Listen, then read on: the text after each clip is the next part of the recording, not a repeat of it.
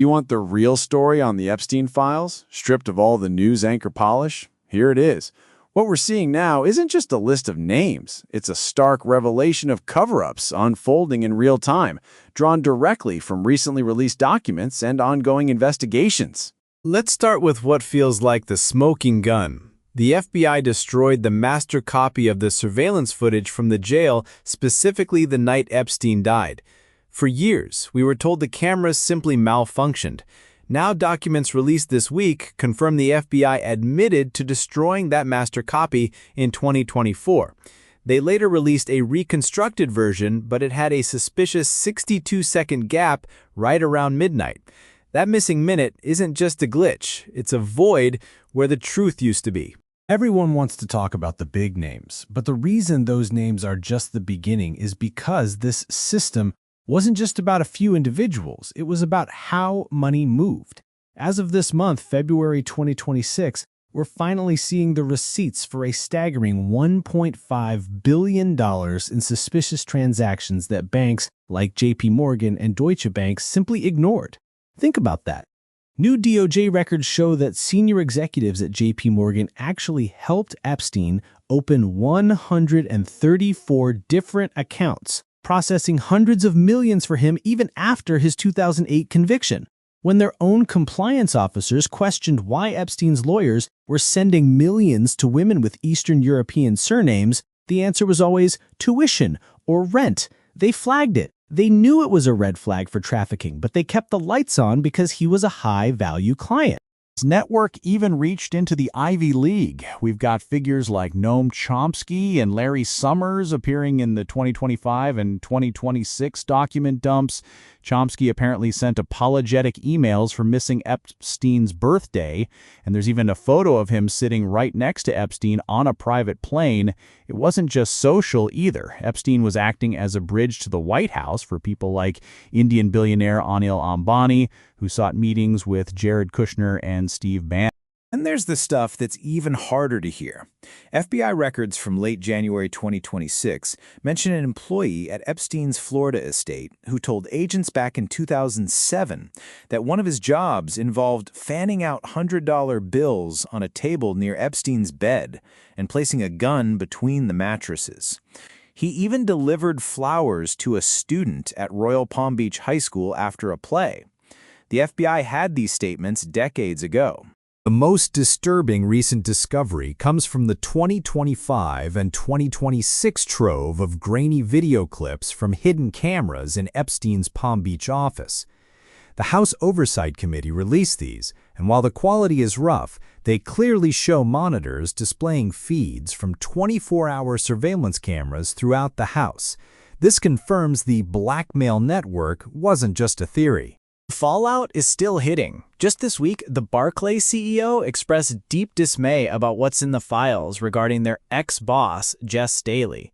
Staley actually admitted in court last year to having sex with a member of Epstein's staff, but claimed it was quote-unquote consensual. He's now facing lawsuits from pension funds who alleged the bank lied about his ties to Epstein to prop up their stock price. It's all coming out, but it feels like they're only giving us what they can't hide anymore. The master tapes are gone, the numero uno billionaires still sit on their boards, and we're left with 6 million pages of documents that are half covered in black ink. You can't make this stuff up. Prince Andrew isn't just accused of abuse, the details are humiliating. Schoberg testified she was at Epstein's New York mansion with Andrew and Virginia Giuffre and said they used a caricature puppet of the prince to grope her breast. It's grotesque. This is the part that completely shatters the smartest men in the room myth. If you truly want to understand how this machine operated, you need to look beyond the politicians and focus on the money and the bait. None of this happens without Les Wexner, the man who built the Victoria's Secret empire.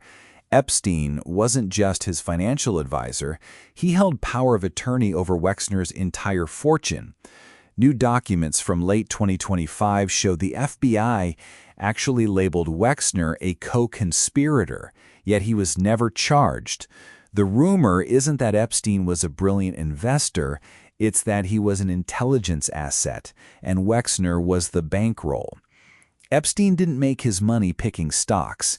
He made it by managing Wexner. Then you have the supposedly untouchable figures like Thomas Pritzker, the billionaire heir to the Hyatt hotel fortune.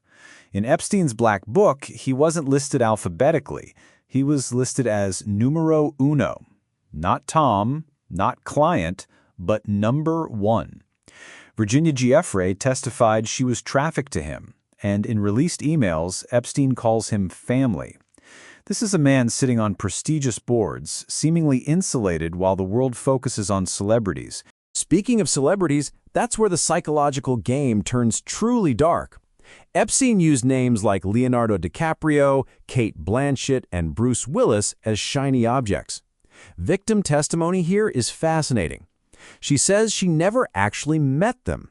Instead, Epstein would pretend to be on the phone with them while she was in the room, dropping lines like, "Oh, that was just Leo." It was a facade.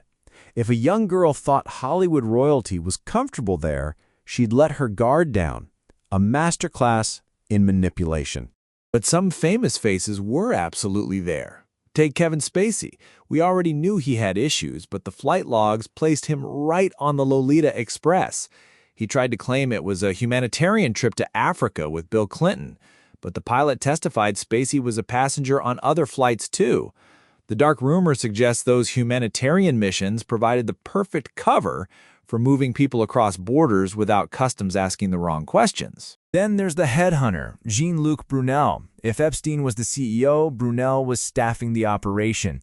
He ran a massive modeling agency, and Giuffre said Epstein bragged about sleeping with over 1,000 of Brunel's girls. Brunel was arrested in Paris, and you can guess how that ended. He was found hanging in his cell in 2022, just like Epstein. The timing was too perfect. The belief is he knew where every single body was buried, and he was silenced before he could cut a deal. Finally, you can't ignore Glenn Dubin, the hedge fund billionaire. Epstein wasn't just a friend, he was godfather to Dubin's children. His wife Eva dated Epstein for years, and even after Epstein's first conviction, when everyone else supposedly ran away, the Dubins kept him close. Giuffre accused them of passing her around like a party favor. It paints a picture of a high society that didn't just tolerate a monster, they were active participants, using him as a service provider. That's the reality that keeps me up at night. It wasn't a few bad apples. It was an entire ecosystem of banks, fashion moguls, and billionaires feeding off the same trough. And the names we know, they're just the ones sloppy enough to get caught. And the rumor that turned out to be horrifyingly real, Epstein's Zorro Ranch in New Mexico, wasn't just a house. He had plans to use it as a breeding ground, aiming to impregnate 20 women at a time with his own DNA. And get this, the FBI never fully searched the ranch after his arrest. They left it untouched. So here's where we are today. In February 2026, Ghislaine Maxwell is in prison, but she's playing her last card. She's refusing to testify to Congress unless she gets a pardon, with her lawyer publicly claiming she's the only person who can clear Trump and Clinton. She's holding the truth hostage. The tapes are destroyed, the ranch was never searched, and the only person left alive who knows the full story is demanding a get-out-of-jail-free card. It's not a conspiracy theory anymore. It's just how the world works. If this story resonated with you, please consider sharing it with someone.